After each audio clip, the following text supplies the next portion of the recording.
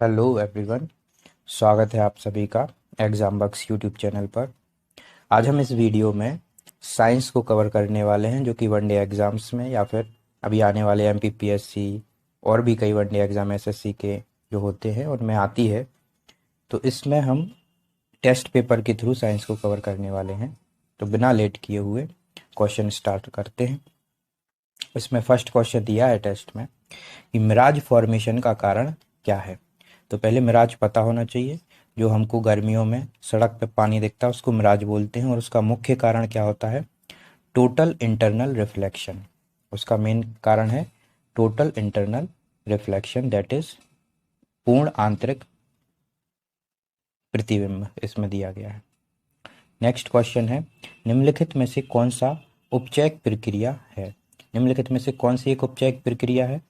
तो इसका correct answer होगा ऑप्शन नंबर सी। इसका करेक्ट आंसर है प्रकाश संश्लेषण, दैट इज फोटोसिंथेसिस।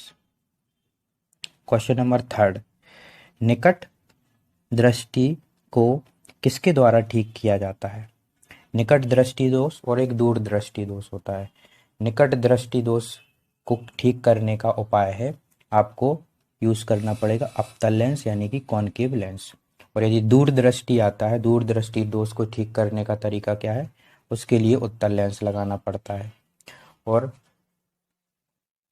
इसके बाद है क्वेश्चन नंबर 4, प्रकाश संश्लेषण की कम प्रतिक्रिया होती है।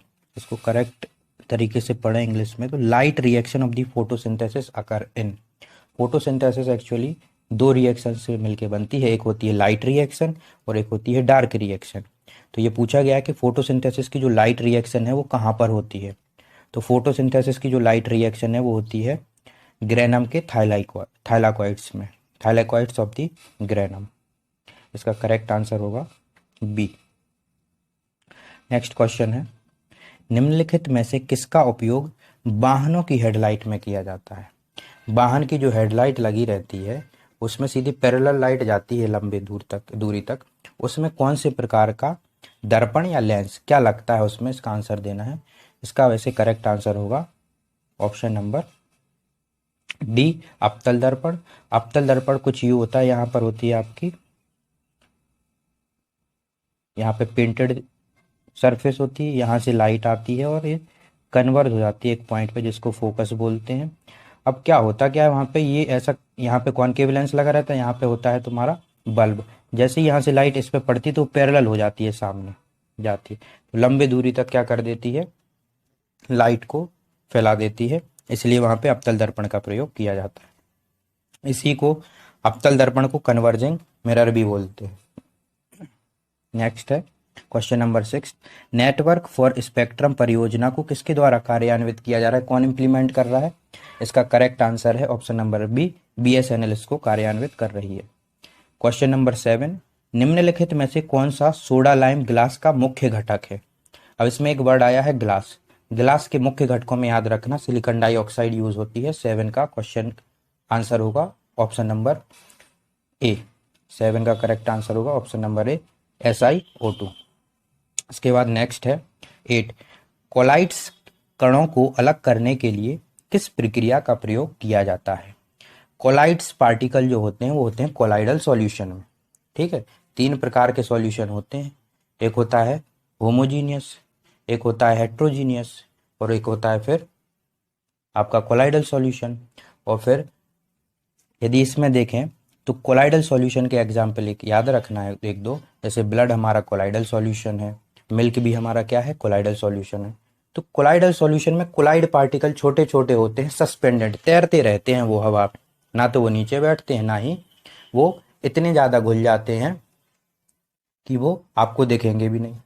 तो जो दूध होता है उसमें भी कई कोलाइडल पार्टिकल होते हैं। तो दूध में से यदि मक्खन निकालना हो तो कौन सी प्रोसेस लगाते हैं? उसके लिए लगाते हैं सेंट्रीफ्यूगेशन। इसका करेक्ट आंसर होगा केंद्र पसारण। मतलब ये आपका कोलाइडल पार्टिकल को कोलाइडल सॉल्यूशन से अलग करने की प्रक्रिया है, याद रखना है। क्वेश्चन नंबर 9, पौधों में गहराई पर पानी और खनिजों के परिवहन के रूप में जाना जाता है। मतलब जो पानी या खनिज जो कि गहराई से पूरी बॉडी में प्लांट के फैलाए जाते हैं, उसके लिए कौन सी प्रोसेस रिस्पॉन्सिबल है?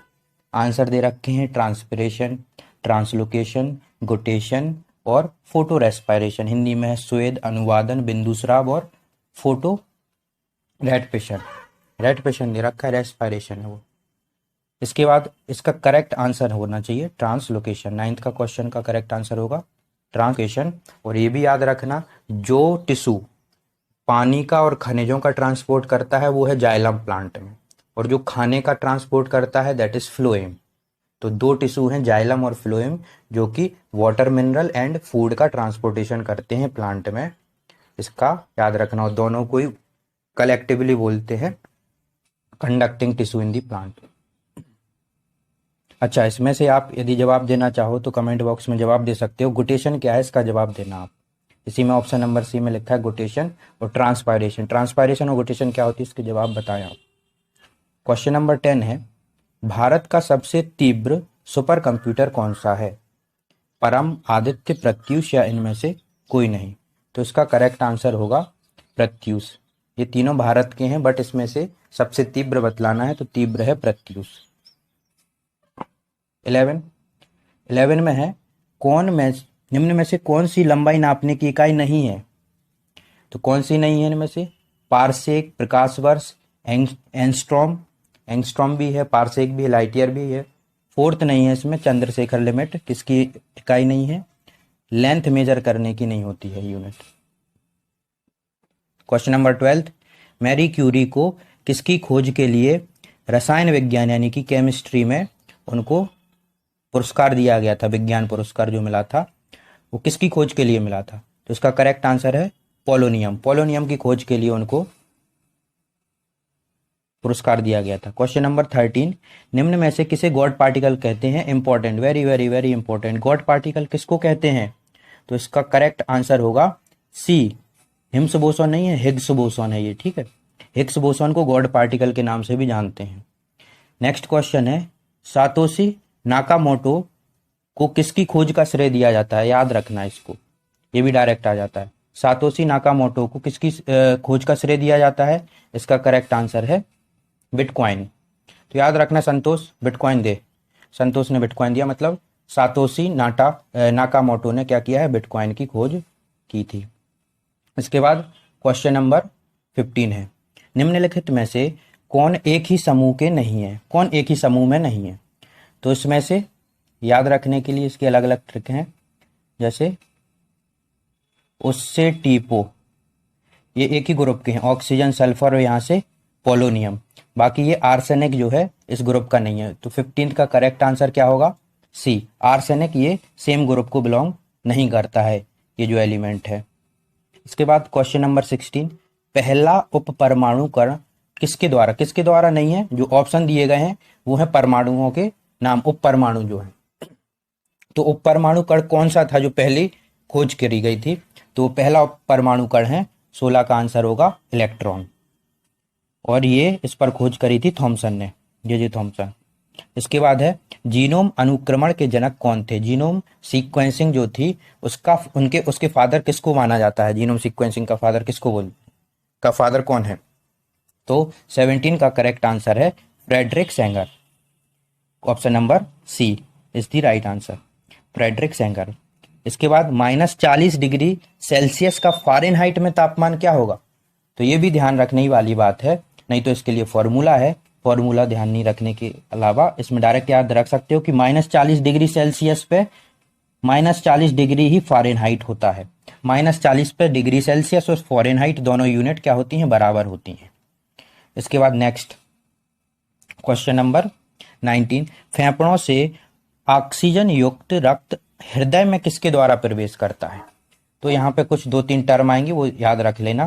पहले तो बोला है ऑक्सीजन युक्त रक्त, मतलब ऑक्सीजन मिली है जिस रक्त में उसको ऑक्सीजन युक्त बोलते हैं, यानी उसको बोलते हैं प्योर ब्लड, ठीक है। और जिसमें ऑक्सीजन नहीं मिली रहती उसको बोलते हैं इम्प्योर ब्लड, अशुद्ध रक्त। अब 2 टर्म और आएंगी, वेन और एक होती है आर्टरी। वेन को बोलते हैं सिरा और आर्टरी को बोलते हैं धमनी। आर्टरी का जो नॉर्मल वर्क है आर्टरी का, वो है शुद्ध रक्त को ले जाना, और वेन यानी सिरा का जो काम है वो होता है अशुद्ध रक्त को ले जाना। लेकिन इनके आगे यदि पल्मोनरी शब्द लग गया तो पल्मोनरी वेन और पल्मोनरी आर्टरी के काम जो नॉर्मल आर्टरी और वेन के काम है उनसे उल्टे हो जाते हैं। तो वेन का काम होता है अशुद्ध रक्त को ले जाना, लेकिन पल्मोनरी वेन का काम क्या हो जाएगा, शुद्ध रक्त को ले जाना। तो यहाँ पे करेक्ट आंसर क्या होगा, यहाँ पर करेक्ट आंसर आपका होगा पल्मोनरी वेन। यहाँ पे आपका ऑक्सीजनेटेड ब्लड लेके जाती है।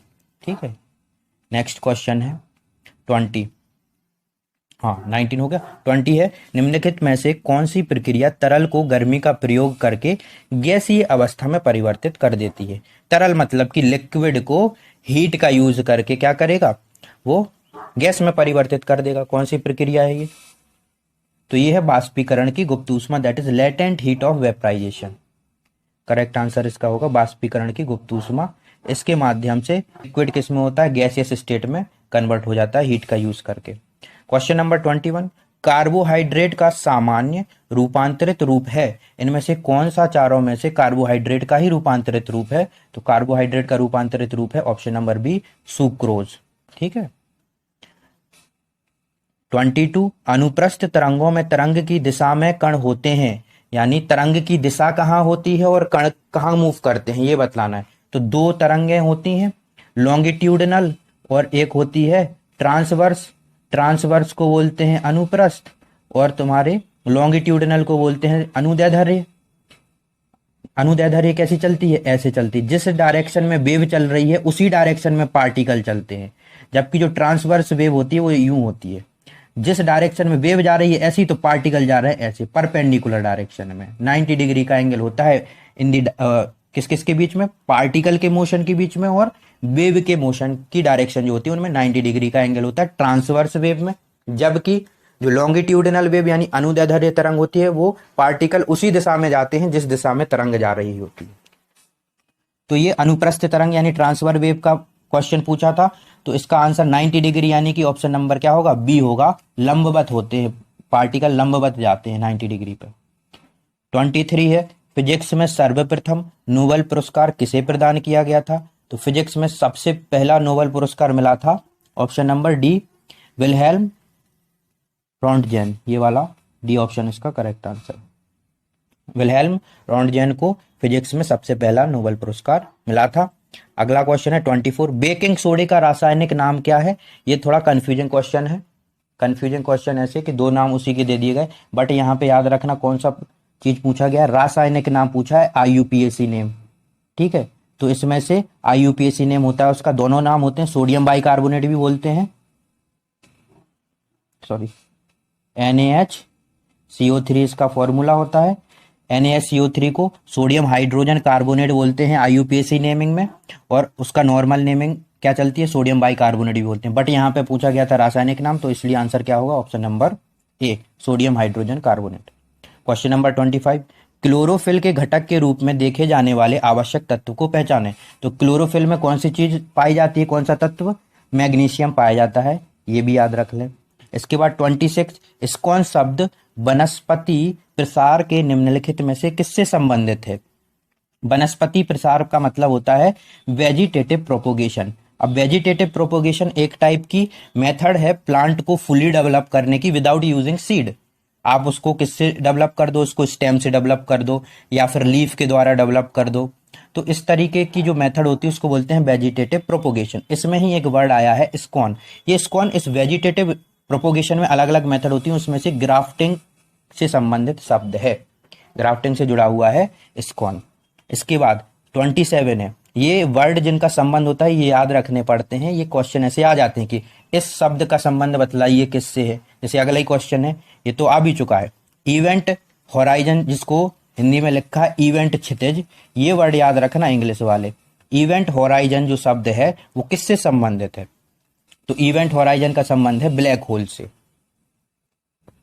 इसके बाद है लेप्टन के संबंध में निम्नलिखित में से कौन सा कथन सही है। इसके लिए कथन पढ़ लेते हैं। न्यूट्रिनो और इलेक्ट्रॉन लेप्टॉन के उदाहरण है क्या, ऑप्शन नंबर बी, वे मजबूत परमाणु क्रिया के हिस्सा होते हैं। ऑप्शन नंबर सी, वे मजबूत ताकतों के मध्य से सहभागिता करते हैं, मतलब उनके बीच का जो बॉन्ड है वो बड़ा स्ट्रांग है। या ऑप्शन नंबर डी सभी? तो जी नहीं, उनके बीच का बॉन्ड स्ट्रांग तो नहीं होता, ना ही वो क्या है स्ट्रांग न्यूक्लियर इंटरेक्शन से बनते हैं या पार्ट लेते हैं। इसका आंसर होगा करेक्ट ए, न्यूट्रिनो और इलेक्ट्रॉन जो है वो लेप्टॉन के उदाहरण है। 29, ये भी इंपॉर्टेंट क्वेश्चन है।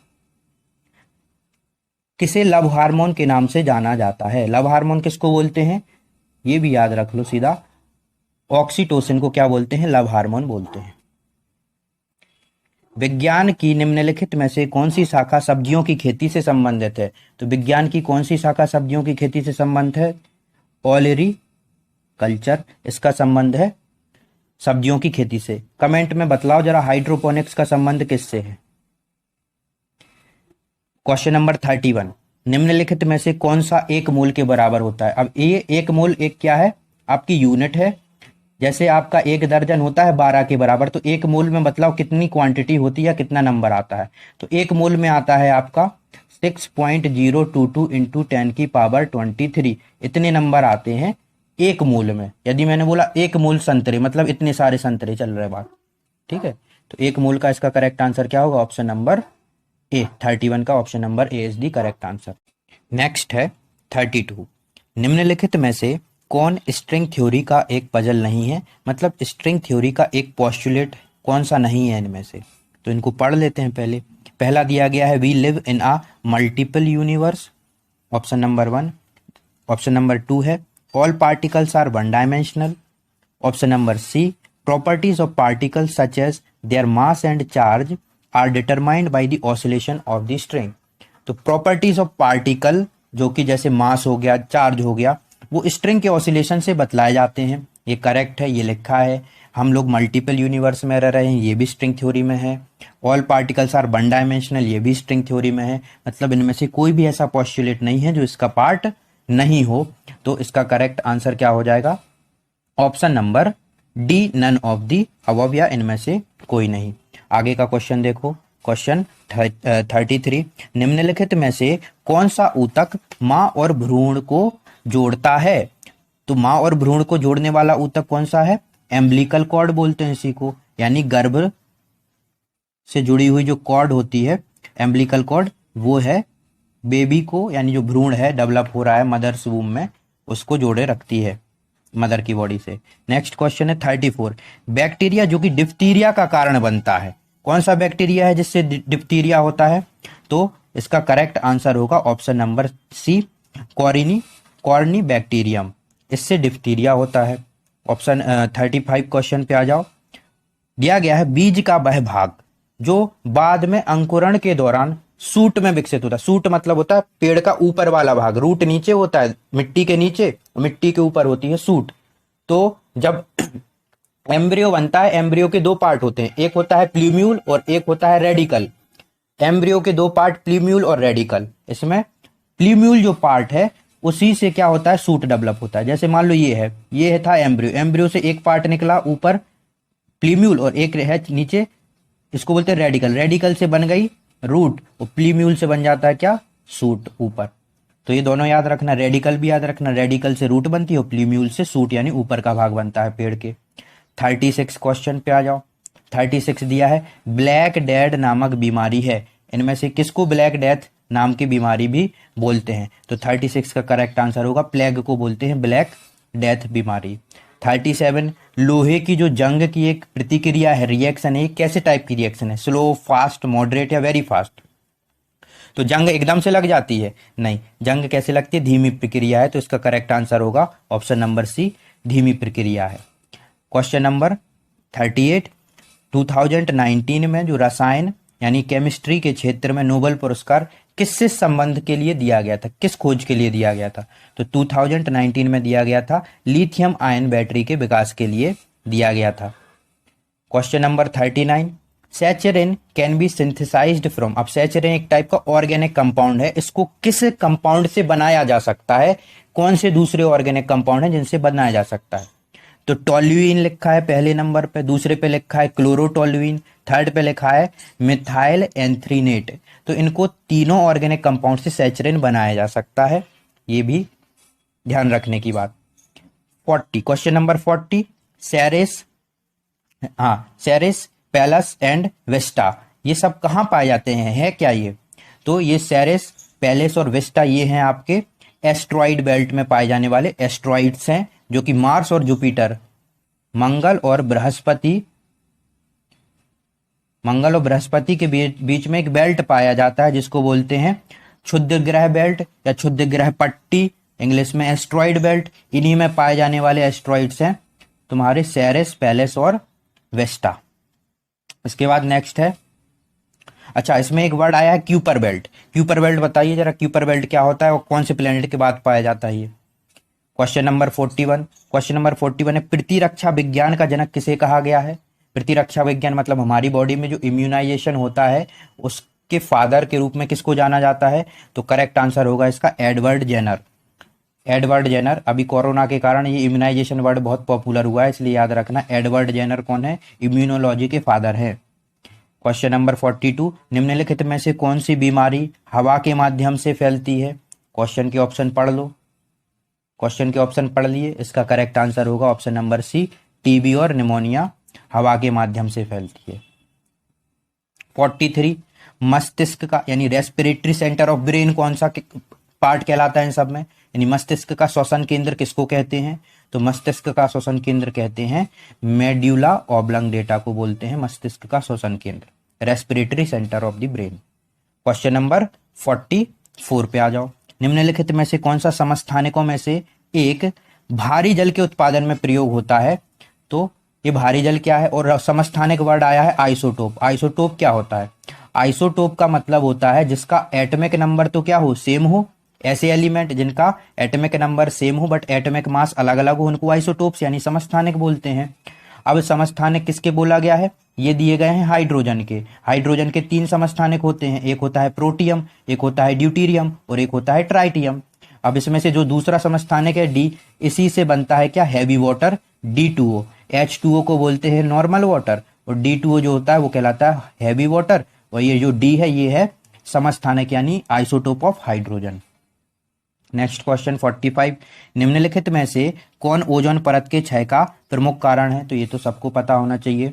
जो हम लोग मानव निर्मित यौगिक बना रहे हैं, ऑर्गेनिक कंपाउंड्स जैसे CFC वगैरह बन रहे हैं, रेफ्रिजरेटर में जो गैसेस निकलती हैं, इसके कारण ओजोन गैस का डिप्लीशन बहुत बढ़ रहा है। और इन पर क्या हुई है, एक मॉन्ट्रियल प्रोटोकॉल भी हुई है जिसमें इनको कम करने की बात कही गई थी। क्वेश्चन नंबर 46 पे आते हैं, बोला गया है मियोटिक कोशिका विभाजन निम्न में से होता है। तो मियोटिक सेल डिवीजन कहाँ पे होता है? मियोटिक सेल डिवीजन होता है पोलन मदर सेल में, ऑप्शन नंबर सी, परागमा कोशिका। क्वेश्चन नंबर 47, निम्नलिखित में से कौन भारतीय रसायन विज्ञान में नोबेल पुरस्कार विजेता है? केमिस्ट्री की फील्ड में कौन इंडियन है जिनको नोबेल पुरस्कार मिला हुआ है? तो केमिस्ट्री की फील्ड में मिला हुआ है आपका वेंकटरमन रामाकृष्णन को मिला हुआ है, ऑप्शन नंबर ए, केमिस्ट्री की फील्ड में नोबेल पुरस्कार विजेता है ये। क्वेश्चन नंबर 48, बर्मी कंपोस्टिंग में निम्नलिखित में से कौन सा जीव शामिल है? तो बर्मी कंपोस्टिंग में शामिल है आपका केचुए से बनती है बर्मी कंपोस्ट, ऑप्शन नंबर ए। इसके बाद आ जाओ 49 में, सड़कों में बैंकिंग किस उद्देश्य से की जाती है? अब ये बैंकिंग याद रखना, सड़क बैंकिंग का मतलब क्या है? बैंकिंग का मतलब होता है कई जगह जब हम रोड क्रॉस करते हैं या शार्प टर्न होते हैं तो वहां पे थोड़ी रोडें उठी हुई होती हैं, इंक्रीज होता है उनका लेवल, ठीक है, नॉर्मल लेवल से। तो वो उठा क्यों दी जाती हैं? वो इसलिए उठा दी जाती हैं ताकि वहां गाड़ी फिसल ना जाए, और फिसल ना जाए इसके लिए वहां पे क्या बढ़ा दिया जाता है? घर्षण बढ़ा दिया जाता है। फ्रिक्शन फोर्स बढ़ जाता है तो चीजें फिसलना कम कर देती हैं। जहां फ्रिक्शन फोर्स कम होता है वहां चीजें फिसलती हैं। तो बैंकिंग क्यों की जाती है सड़कों की? फ्रिक्शन फोर्स कम करने के लिए, कि बढ़ाने के लिए, फ्रिक्शन फोर्स बढ़ाने के लिए। जहां बढ़ जाएगा फ्रिक्शन फोर्स वहां पे चीजें फिसलना क्या कर देंगी? कम कर देंगी, तो वहां पे गाड़ी फिसलेगी नहीं, फ्रिक्शन बढ़ जाएगा, इसलिए बैंकिंग कर दी जाती है। क्वेश्चन नंबर 50 पे आ जाओ, निम्नलिखित में से किस पदार्थ का उपयोग गन पाउडर बनाने में नहीं किया जाता? किसका उपयोग नहीं किया जाता है ऑप्शन पूछ रहा है। तो इनमें से सल्फर, चारकोल और सॉल्ट पीटर का प्रयोग किया जाता है, सोडियम नाइट्रेट का प्रयोग नहीं किया जाता है गन पाउडर बनाने में। इसके साथ आपको जवाब देके ये बताना है, ये सॉल्ट पीटर लिखा हुआ है इसको और किस नाम से जानते हैं सॉल्ट पीटर को? इसका जवाब आप कमेंट बॉक्स में जरूर दें। तो इस वीडियो में यहीं तक रखते हैं, 50 क्वेश्चन तक। आई होप आप सभी को ये वीडियो हेल्पफुल रहेगी और आप इस वीडियो को लाइक करें और जितना हो सके उतना शेयर करें दूसरे लोगों के साथ। और प्लीज़ सब्सक्राइब करना चैनल को ना भूलें। अगली वीडियो में हम नेक्स्ट 50 क्वेश्चन और करेंगे साइंस के, जो अगली वीडियो में आएंगे। तो तब तक के लिए थैंक यू वेरी मच।